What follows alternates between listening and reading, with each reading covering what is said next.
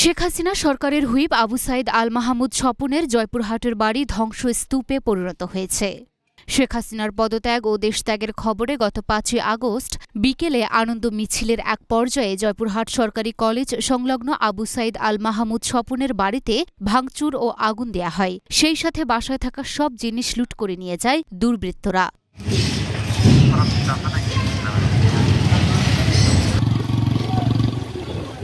বাড়িটিতে গিয়ে দেখা যায় ইটের দেয়ালে ঘেরা বাড়িটির গেট ভাঙা, সকল কক্ষ ভাঙা ও আগুনে পুড়ে গেছে। যাবতীয় জিনিসপত্র লুট হয়েছে। উৎসুক জনতা পোড়া বাড়িটি দেখতে আসছেন।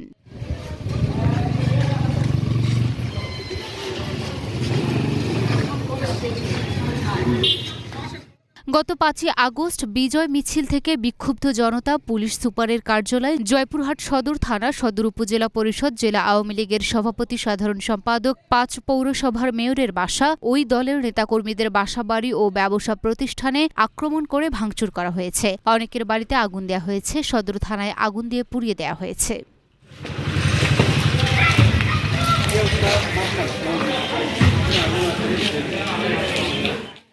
Luna Afroz Nipa, Dhaka post.